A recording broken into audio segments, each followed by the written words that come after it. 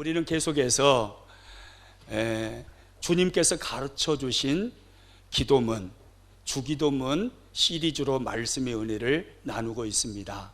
오늘은 우리 인간의 필요를 위하여서 기도하라 하신 인간의 필요의 내용 중에 죄의 용서에 대하여 말씀의 은혜를 나누겠습니다. 오늘 본문 4절 말씀을 같이 읽습니다. 우리가 우리에게 죄 지은 모든 사람을 용서하오니 우리 죄도 사하여 주시옵고. 많은 사람들은 이 기도문을 하나님, 내가 다른 사람의 죄를 용서하여 싸우니 나의 죄도 용서하여 주옵소서, 이렇게 주님께서 기도를 가르쳐 주신 내용이라고 이해를 합니다. 그러나 아닙니다. 만약에 이 기도문이 방금 제가 말한 것처럼 우리가 이해를 하고 있다면 성경 전체하고 상당히 맞지 않습니다. 여러분, 하나님의 용서는 어떤 것을 조건으로 달고 용서하는 용서가 아닌 줄로 믿습니다. 만약에 이 기도문이 내가 다른 사람의 죄를 용서하였으니 나의 죄도 용서하여 주옵소서 라는 기도가 된다면요, 하나님의 용서가 나의 용서의 지배를 받는 꼴이 되어버립니다. 무슨 말이냐면, 나의 용서의 유무에 따라서 하나님이 나의 죄를 용서하실 수도 있고 안 하실 수도 있고, 이런 말이 되어버린다는 거예요. 성경이 말하는 하나님의 용서는 그런 용서가 아닙니다. 성경이 말하는 하나님의 용서는 예수님의 보혈을 의지하고 누구든지 회개의 무릎을 꿇는 자에게 무조건적으로 용서하는 무조건적인 용서인 줄로 믿습니다. 이것이 성경이 말하는 하나님의 용서예요.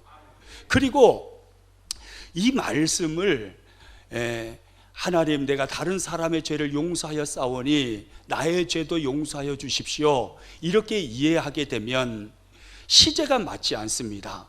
이 말씀을 잘 봐보세요.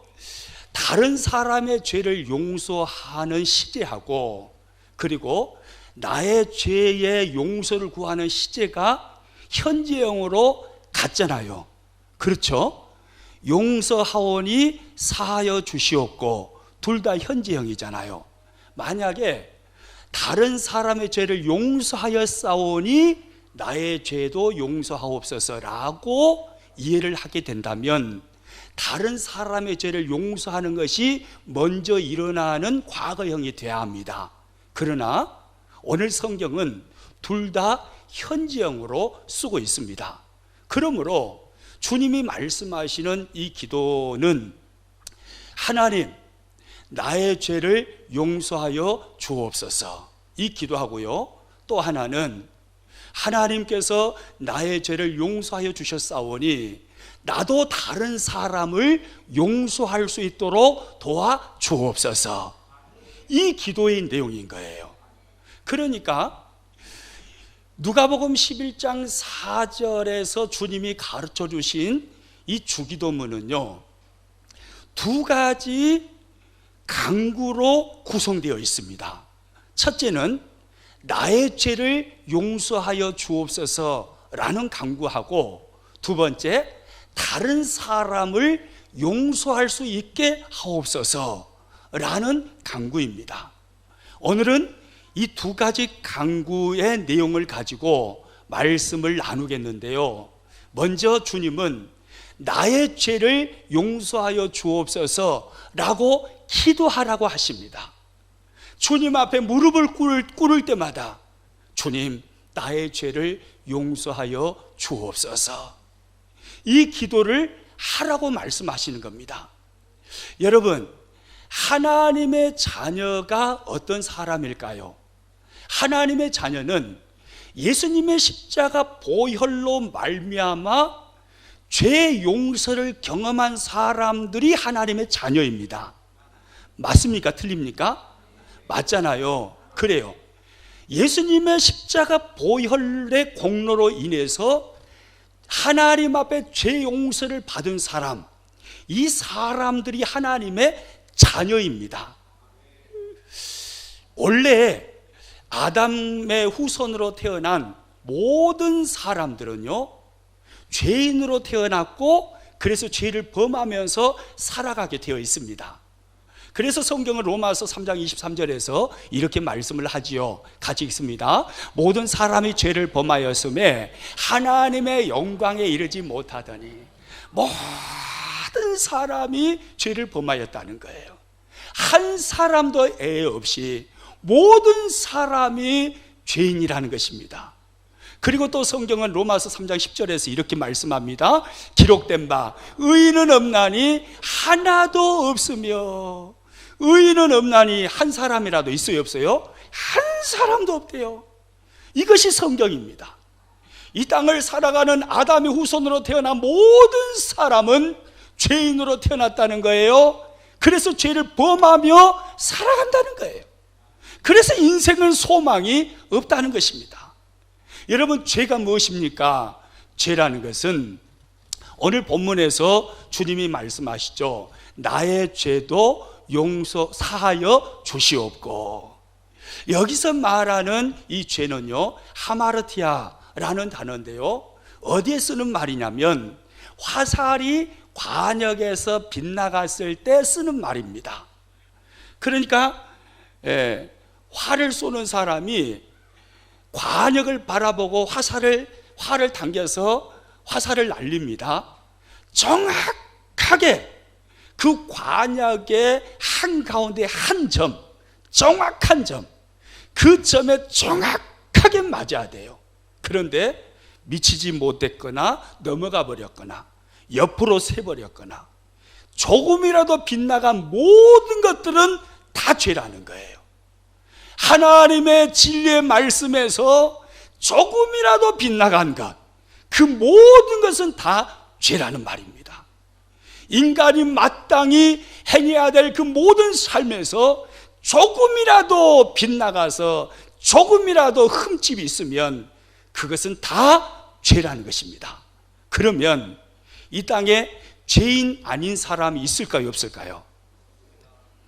있을까요, 없을까요? 한 사람도 없어요. 죄인 아닌 사람은 한 사람도 없어요. 모든 사람이 죄인입니다. 그래서 인류는 소망이 없는 거예요. 그런데 이 땅에 예수님이 찾아오셨습니다. 하늘 보좌를 버리시고 사람의 몸을 입고 이 땅에 찾아오셔서 십자가를 지심으로 우리의 모든 죄를 사하여 주신 것입니다. 그래서 예수님만이 소망이신 거예요.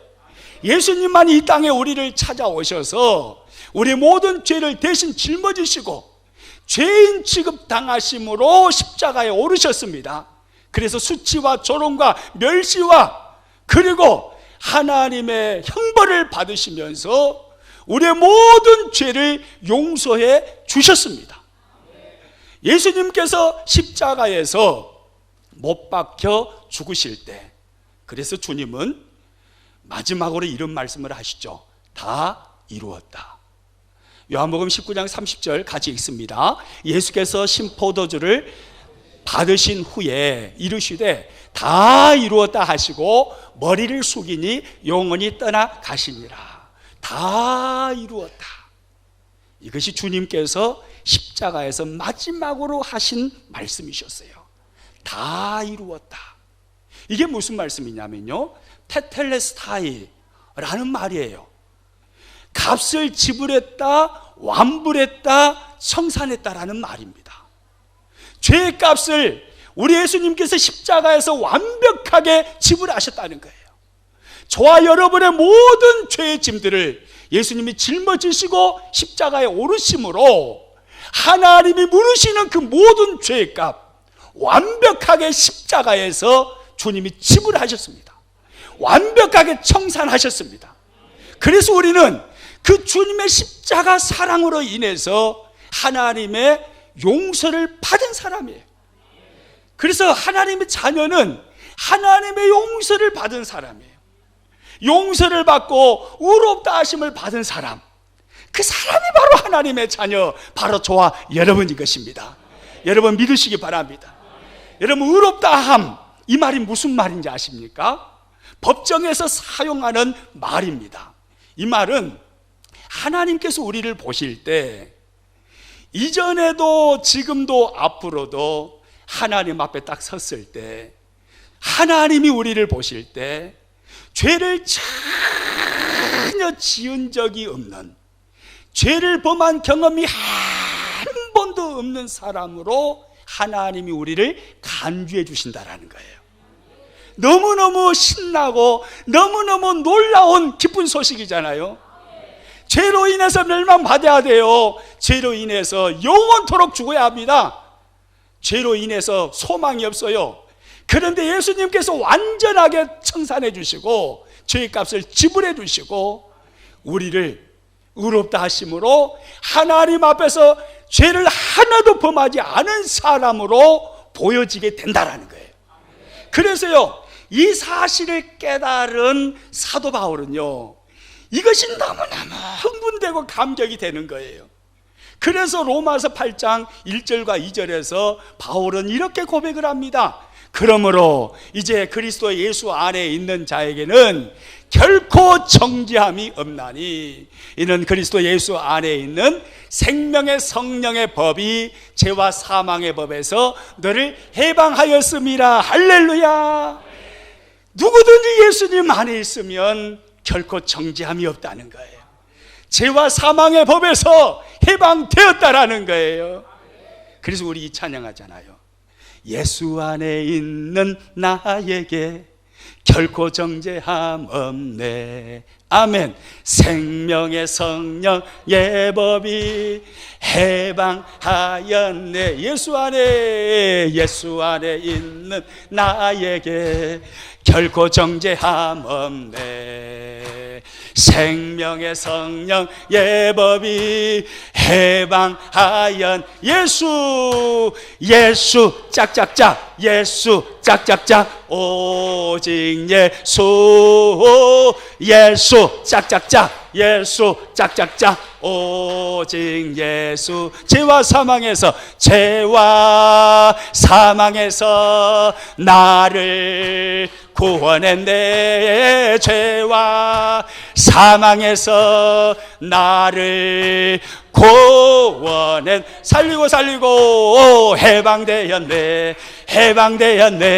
죄와 사망의 법에서, 아멘이시죠? 해방되었네.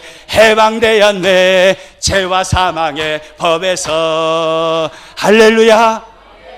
어째 죄와 사망의 법에서 해방됐다는 게 기분이 나쁘세요? 어째 그렇게 굳어 있어가지고 그러세요? 죄와 사망의 법에서 해방됐다는 게요, 더 이상 우리를 정죄하지 못한다니까요. 바울은요, 너무너무 이게 감격이 되는 거예요. 그래서 로마서 8장 33절 34절에서 또 한 번 거듭 말합니다. 같이 읽습니다. 의롭다 하신 이는 하나님이시니 누가 정죄하리요. 할렐루야. 따라서 합니다. 누가 정죄하리요.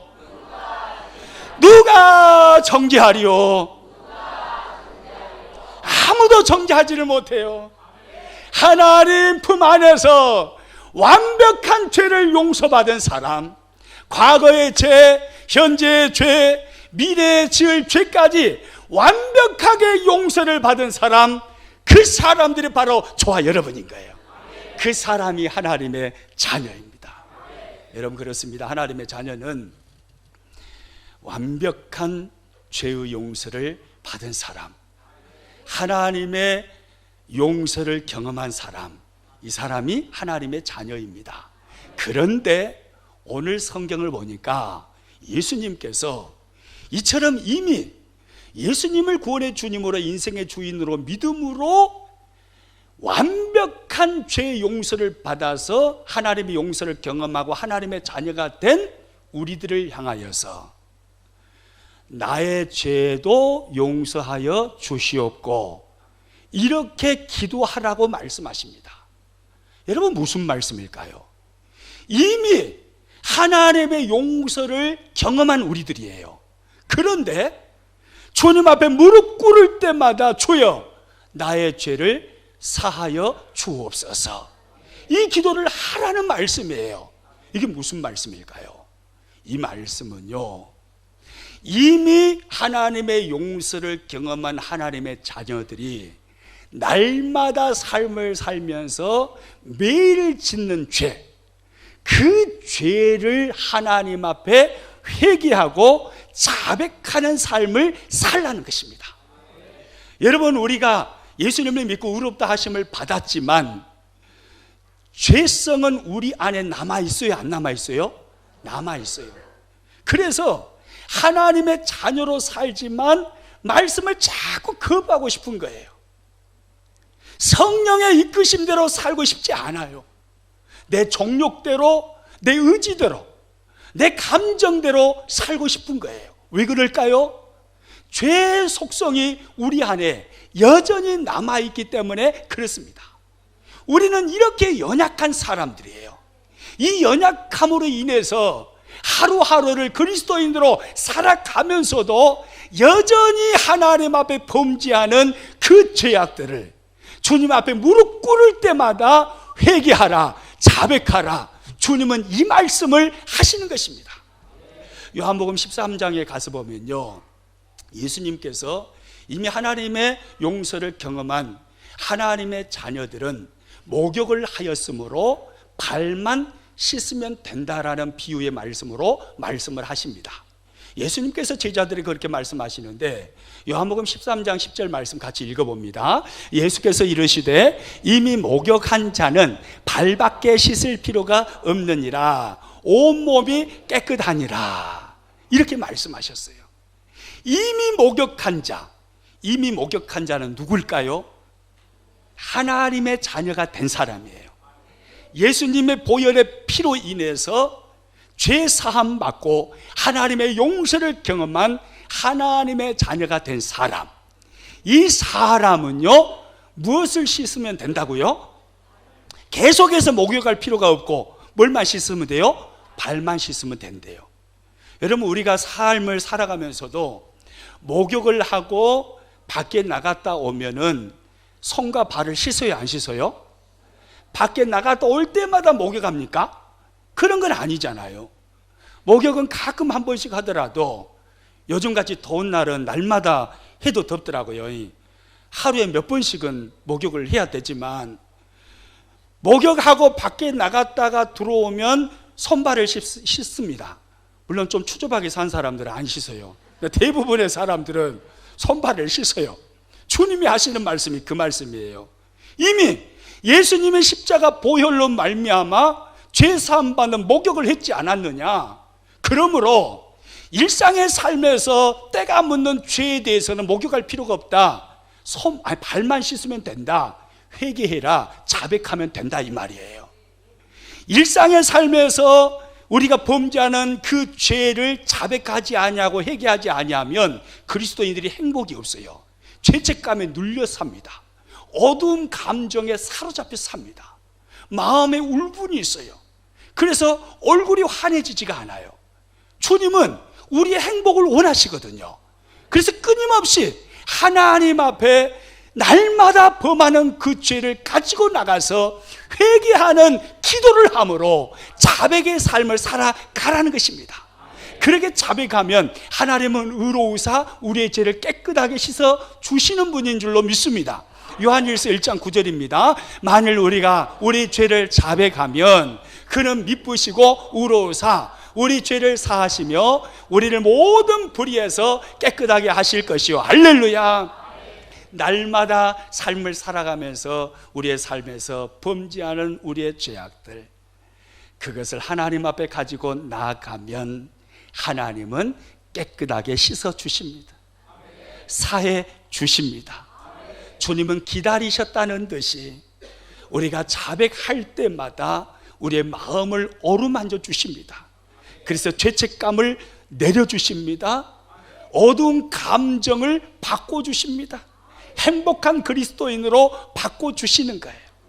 여러분, 회개하지 아니하는 일상에서 범하는 그 죄가 우리 안에 있으면요, 이것은 영적 쓰레기와 같아요.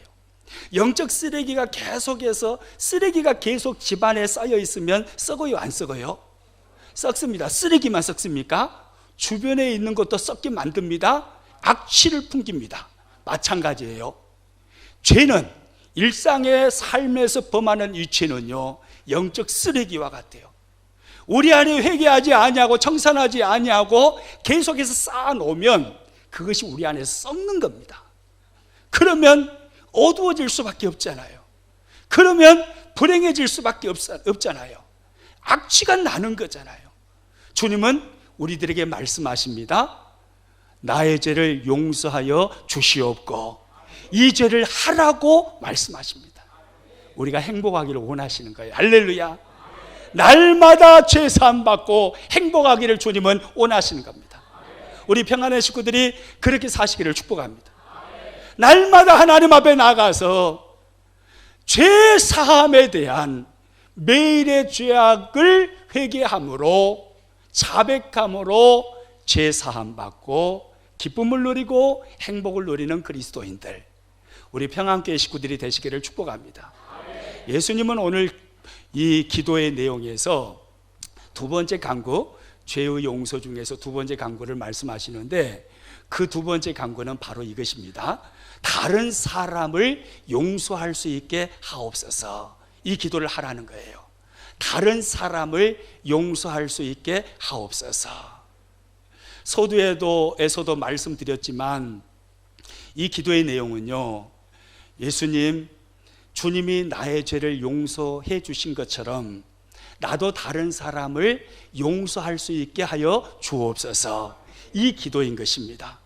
오늘 본문 4절 말씀 다시 한번 읽도록 하겠습니다. 우리가 우리에게 죄 지은 모든 사람을 용서하오니 우리의 죄도 사하여 주시옵고, 우리에게 죄 지은 모든 사람을 용서하오니, 여기서 말하는 이 죄라는 이 단어는요, 오페일로라는 단어입니다. 이게 무슨 의미냐면 빚지다라는 말이에요. 그러니까 누군가가 나에게 해코지를 한 거예요.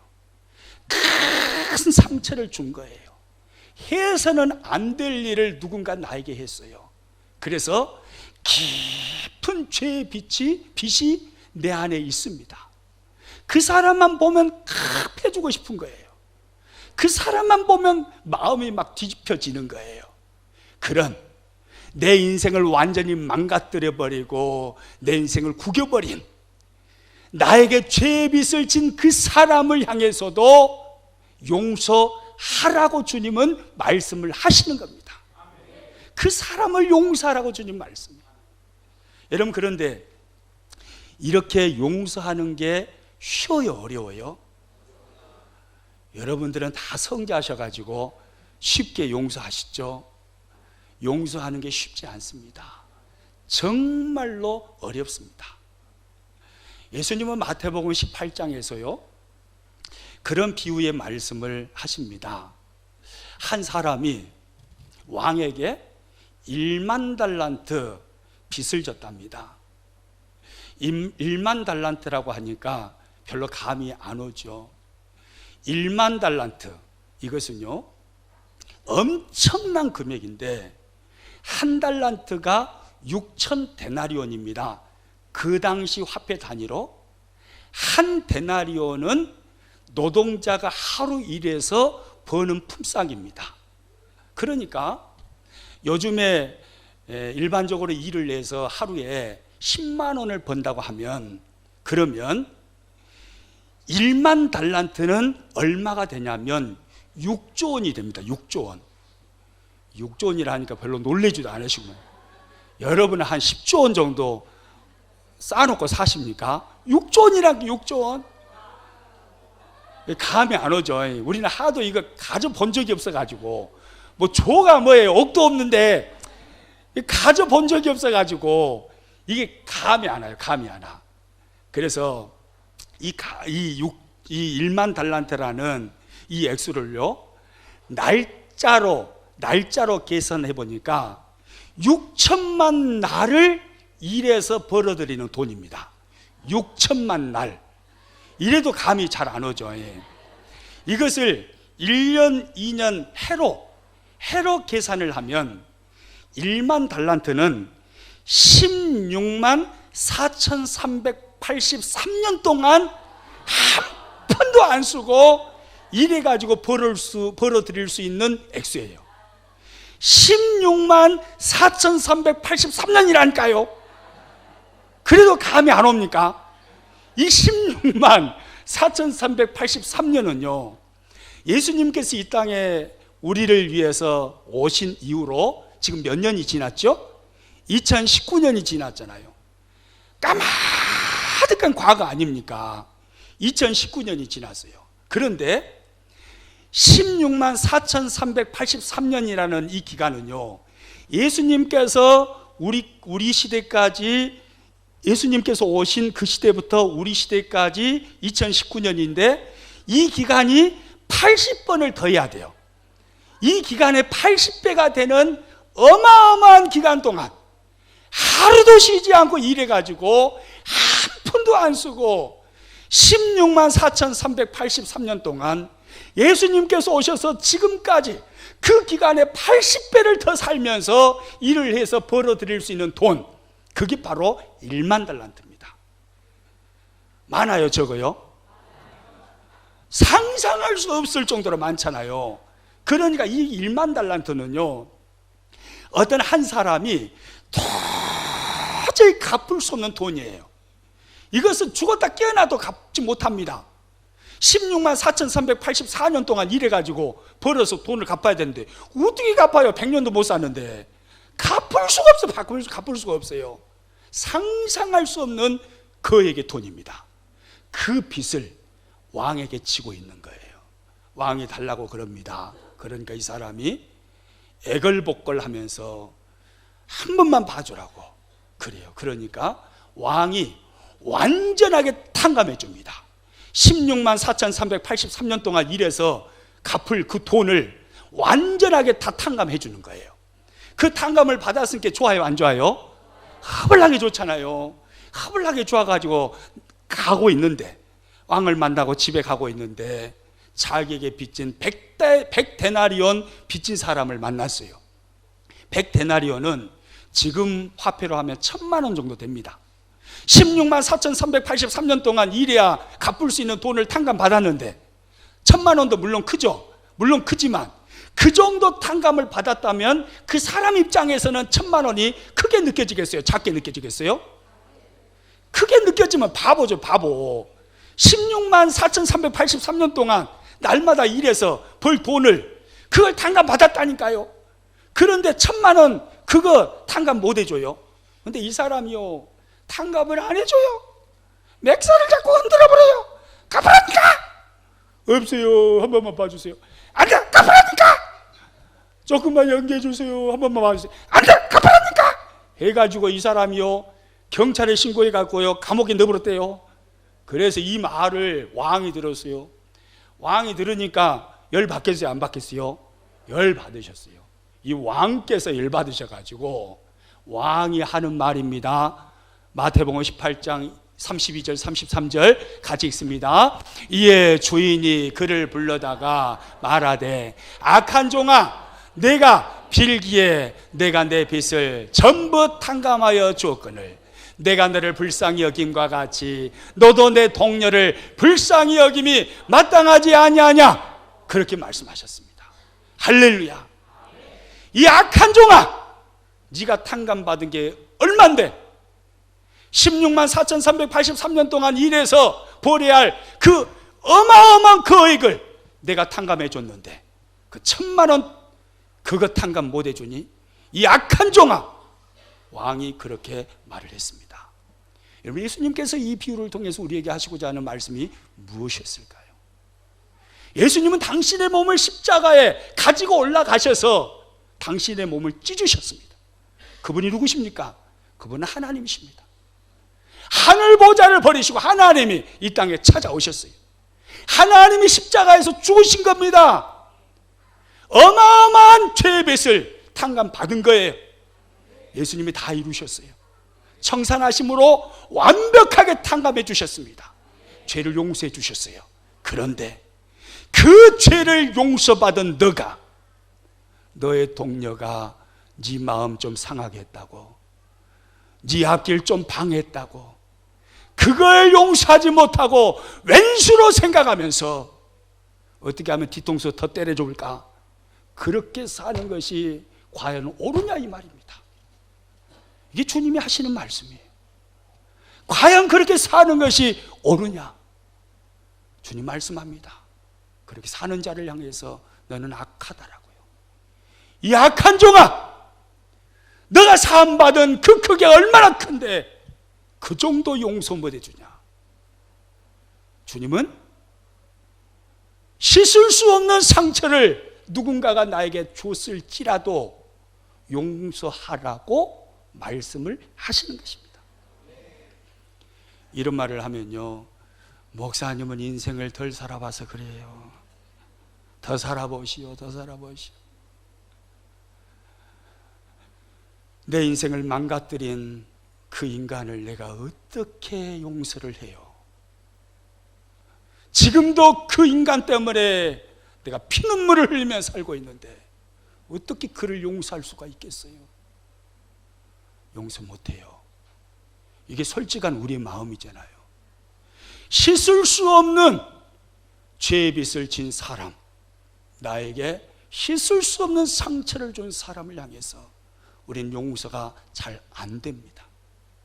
이게 솔직한 우리의 마음이에요. 용서가 안 돼요.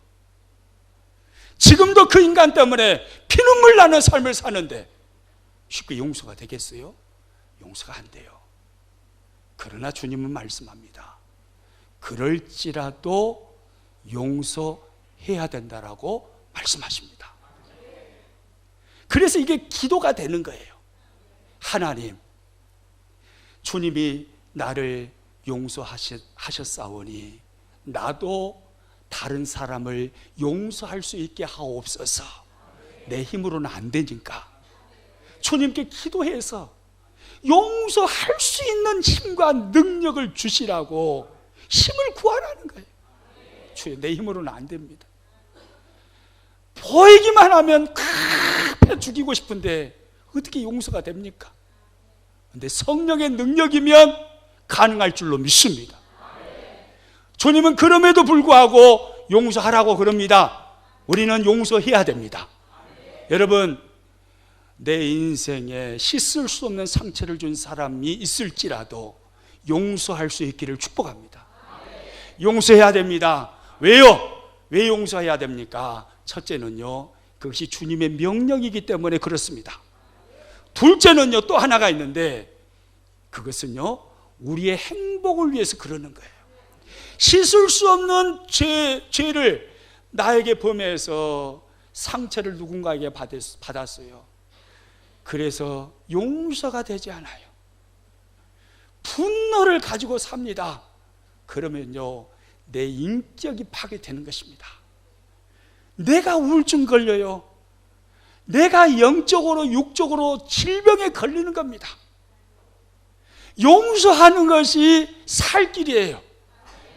따라서 합니다. 용서하는 것이 내가 살 길이다. 용서하는 것이 나의 행복을 지키는 길이다. 그래요. 용서해 줘버려야 돼요. 용서해야 내가 삽니다. 용서 안 하면 나 죽어요, 죽어.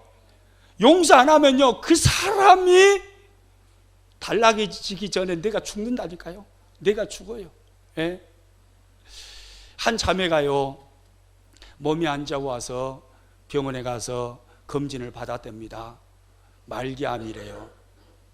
사형 선고를 의사가 선고했습니다. 그런데 이 자매에게 죽기보다 견디기 힘든 것은 어렸을 때 양 아버지로부터 받았던 성적 학대였습니다. 그 성적 학대를 양 아버지로부터 어린 시절에 경험하고 분노로 가슴에 남아있는 거예요. 기회만 되면 내 아버지를 죽여야지. 분노를 가지고 살아갑니다. 그렇게 살다 보니까 자기가 병에 걸려버렸어요. 그래서 암이 돼버린 거예요. 성경을 읽다가 이사야 53장 5절 말씀을 접하게 되었습니다. 이런 말씀이죠.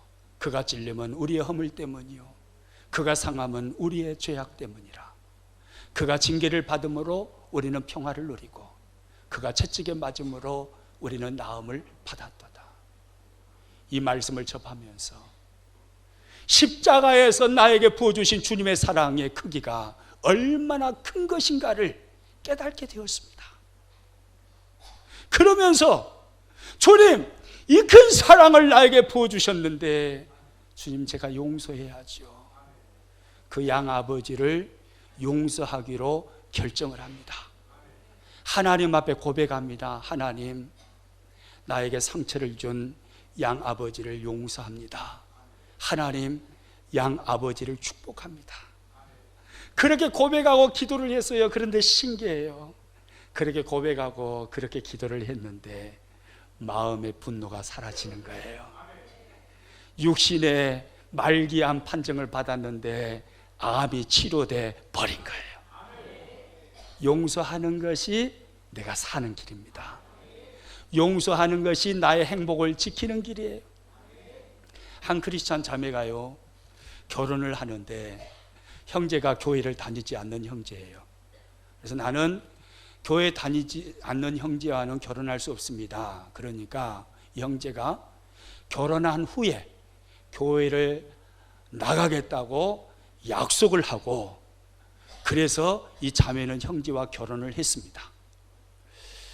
그렇게 약속했는데 형제가 결혼한 후에 교회를 나갔을까요? 안 나갔을까요? 어떻게 그렇게 잘하세요? 경험이 있으신 것 같아요. 우리 청춘, 우리 남녀들, 청년들 절대 결혼 조건 첫 번째, 신앙 봐야 됩니다. 아무리 직장 좋고 부모님 잘 만나가지고 급으로 살아도 신앙인이 아니면 여러분 인생 힘들어요. 진짜입니다. 반드시 신앙인을 만나야 돼요. 결혼 조건 첫 번째가 신앙생활하는 형제, 신앙생활하는 자매예요. 그것도 이왕이면 앞에 잘자를 붙여가지고 신앙생활 잘하는 형제, 신앙생활 잘하는 자매. 할렐루야. 우리 교회 청춘 남녀들은 다 그런 배우자 만나기를 축복합니다. 그런데 이 자매는요, 속아버려 가지고, 그 말에 속아버려 가지고 결혼을 했어요. 결혼해서 보니까 시어머니의 전직이 무당이었어요. 전직이 무당이었던 거예요. 그러니까 교회 가라고 하겠어요? 안 가라고 하겠어요? 아들은 물론이거니와 이 며느리도 절대 교회를 못 나가게 하는 거예요. 핍박을 아주 심하게 하는 거예요. 어쩔 때는 그런 말도 합니다. 네가 우리 집안에 들어와서 우리 집안이 이렇게 안 된다. 예수쟁인 네가 우리 집안에 들어와서 우리 집안이 이렇게 안 된다. 그렇게 말을 합니다. 심지어는 어느 날 무당을 불러와가지고 가운데 이 자매를 앉혀놓고 예수 계신 물러가라! 예수 계신 물러가라! 그러면서 구슬하더랍니다. 기가 막힌 일 아닙니까? 그러니까 이 자매가요, 시어머니에 대한 분노를 가지기를 시작한 겁니다. 시어머니를 미워하기 시작해요. 용서가 되지 않는 것입니다. 그래서 칼을 품고 삽니다. 기회만 되면 시어머니를 죽여버려야지. 그렇게 분노 가운데 하루하루를 살아가는데 이 자매가 폐인이 돼가는 거예요. 몸에 병이 찾아오고 폐인이 돼갑니다. 그래서요, 어느 날 한 목사님을 찾아갔답니다. 그래서 상담을 했습니다. 목사님, 저는 어떻게 해야 됩니까? 그러자 목사님이 이렇게 가르쳐 주셨습니다. 자매가 살 수 있는 방법은 시어머니를 용서하는 것밖에 없습니다. 그 길밖에 없습니다. 자매, 살려면 시어머니 용서해야 됩니다. 그러면서 용서할 수 없었던 그 시어머니에게 편지를 쓰라고 하는 거예요. 도저히 편지가 안 써지죠. 그런데 의지를 총동원해서 편지를 써 내려가기를 시작합니다. 어머니 사랑합니다. 이를 악물고, 사랑은 뭔 사랑이에요? 사랑이 안 되죠. 어머니 사랑합니다. 어머니 축복합니다. 어머니 용서합니다. 그렇게 딱 썼어요. 그리고 써 내려가는데요, 신기한 일이 일어나는 거예요. 써 내려가는데 그렇게 가슴을 짓누르고 있었던 어두운 마음들이 사라지기를 시작하는 거예요. 그리고 이 자매의 병이 나아버린 겁니다. 정상으로 돌아오는 거예요. 여러분, 그래요. 왜 용서해야 되나요? 목사님 어떻게 용서합니까? 그 인간 때문에 내 인생이 이 꼴이 돼버렸는데, 지금도 그 인간 때문에 피눈물 흘리면서 살고 있는데 어떻게 용서합니까? 씻을 수 없는 상처를 나에게 남겼는데 어떻게 용서합니까? 나 용서할 수 없어요. 아니요, 주님은 그래도 용서하라고 말씀합니다. 그럴지라도 용서하라고 말씀합니다. 이게 주님의 명령이에요. 또 하나, 저와 여러분의 행복을 위해서 그러는 거예요. 아무개야, 너 그렇게 용서하지 못하고 살면 너가 죽어. 너 죽는다니까. 나는 너가 불행하기를 원치 않아. 나는 너가 죽기를 원치 않아. 너 살아야 되잖아. 너 행복을 지켜야 되잖아. 그럼 용서해야 돼. 용서가 살 길이야. 이게 주님의 음성이에요. 할렐루야. 여러분, 우리는 끊임없이 기도해야 됩니다. 주님, 저에게는 용서할 수 있는 힘이 없어요. 용서할 수 있도록 나를 도와주세요. 나에게 상처를 준 그 사람을 용서할 수 있게 하여 주옵소서. 그리고 주님의 은혜와 주님의 능력, 성령으로 말미암아 용서해버리는 거예요. 할렐루야. 말씀을 마치겠습니다. 우리의 필요를 위한 강구 두 번째 내용으로 주님은 죄의 용서를 말씀하셨습니다. 먼저는 날마다 짓는 범죄, 날마다 매일에 범하는 죄, 그 죄를 하나님 앞에 가지고 나가서 자백하고 회개하라고 말씀하십니다. 그때 죄책감이 사라집니다. 그때 우리 안에 행복이 찾아오는 겁니다. 또 하나 주님 말씀하십니다. 다른 사람을 용서하라고요. 주님이 나를 용서해 주셨으니 다른 사람도 용서하라고 말씀하십니다. 용서할 수 있기를 축복합니다. 그래서 행복을 누리시기를 축복합니다. 할렐루야. 우리 옆 사람 한번 악수하죠. 나 집이 다 용서했어. 한 번 더 인사하면 집이도 나 용서하시오. 우리 한 번 더 인사하죠. 우리 잘 살아봅시다. 할렐루야. 우리 찬양하겠습니다.